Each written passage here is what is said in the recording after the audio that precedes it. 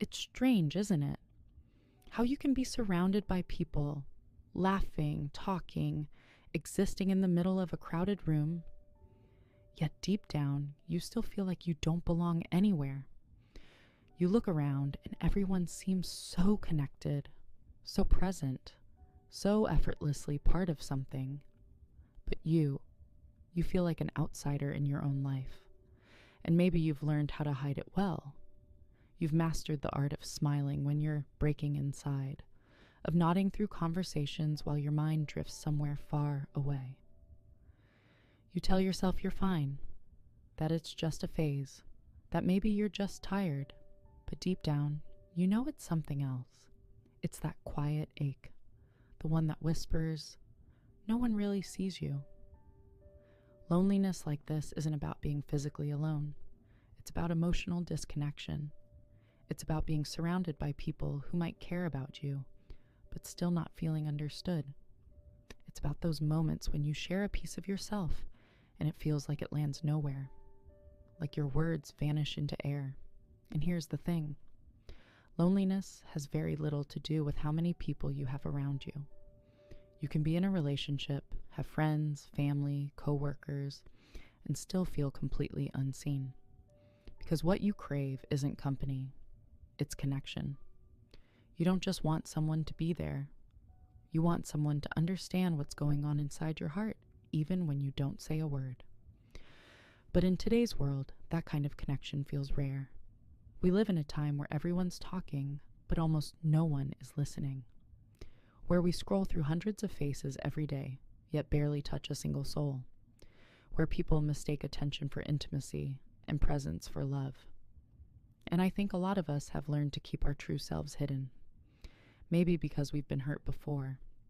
Maybe because somewhere along the way we learned that being vulnerable isn't safe. So we put on this version of ourselves that's easier to love, easier to accept, easier to keep around. But the more we hide, the lonelier we get. Because when people only love the mask, you start to realize no one actually knows you. They know the version you allow them to see. The funny one, the strong one, the one who never makes things too heavy, but not the you that cries at 2 a.m., wondering why you feel so disconnected from everything you've built. And I think that's why loneliness hits hardest when life looks fine on the outside. When you've got what you thought you wanted, the job, the friends, the relationship, yet something still feels missing. That's the kind of loneliness that's hardest to explain. Because how do you tell people, I have everything, but I still feel empty? The truth is, emotional loneliness is often the result of self-abandonment. We stop being honest with ourselves because it's easier to pretend. We avoid silence because it forces us to feel. We stay busy because slowing down might reveal how disconnected we've become.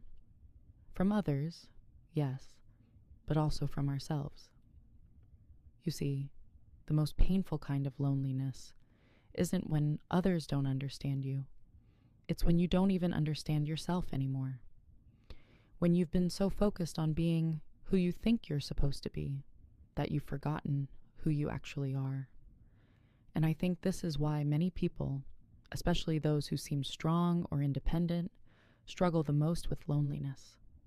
Because they've built their lives around being fine, around never needing anyone, around being the one others lean on.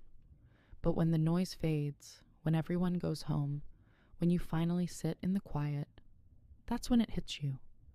The exhaustion, the emptiness, the realization that you've spent so much time being there for others, you forgot what it feels like to be truly seen yourself.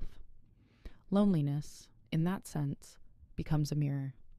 It shows you where you've stopped showing up for yourself. It reveals the parts of you that have been longing to be felt again. The softness, the need, the longing for connection that you keep trying to silence. And it's easy to think the solution is more people, more conversations, more distractions, but no amount of external connection can fill a void that comes from internal disconnection. Because if you don't feel connected to you, no one else ever really can. So maybe the answer isn't to chase belonging, but to build it within yourself. to sit in your own company until it doesn't feel like punishment, to allow yourself to be honest, brutally, painfully honest about what you feel without needing to justify it, to learn how to be seen first by you. That's where healing starts. Not when you find someone who understands you perfectly, but when you start understanding yourself enough to stop hiding. When you stop pretending that everything's fine and instead say, actually, I'm lonely and I don't want to feel this way anymore. There's power in admitting that, because loneliness thrives in silence. It feeds off your unwillingness to acknowledge it. The moment you speak it, even just to yourself, you take away some of its power, and slowly connection begins to find its way back in. Not forced, not rushed, but real. Because when you start living from authenticity, you attract people who can meet you there. The ones who don't just listen to your words, but feel your pauses. The ones who see through your "I'm fine" and gently say, "I know you're not, but I'm here." That's the kind of connection you've been missing. Not surface level presence, but emotional safety. Not just attention, but understanding. And maybe, just maybe, loneliness isn't the enemy. Maybe it's the part of you that's begging for reconnection. Not with the world, but with yourself. Maybe it's not something to run from, but something to listen to. Because underneath that ache, there's a truth. You're ready to stop performing and start being. So the next time you feel that emptiness, don't drown it out. Sit with it.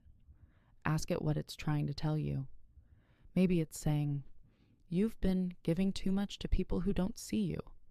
Or, you've been pretending too long. Or simply, you've forgotten what it feels like to be home inside yourself. Because that's the real definition of belonging.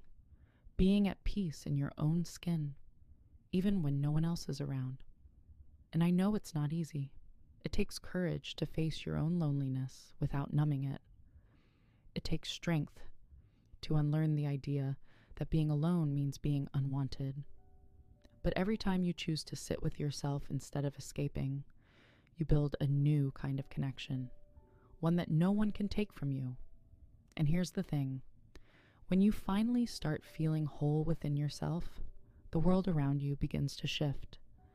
You start attracting people who match your energy, who communicate with presence, who show up not because they need to fill a void, but because they genuinely want to share space with you.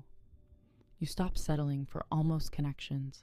You stop chasing people who make you feel small. You stop begging to be seen by those who only see what they want to see. And slowly, the loneliness begins to soften. It doesn't disappear overnight, but it changes shape. It becomes a reminder, not of your emptiness, but of your capacity to feel deeply. Because that's what this whole thing is about, isn't it? Feeling. You're not broken because you crave deeper connection. You're human. You're wired for it. You just live in a world that's forgotten how to give it. So if you feel lonely, even when surrounded by people, please know this. It doesn't mean you're hard to love. It means you've outgrown shallow connections. It means your heart is craving something real, something deep, something rare.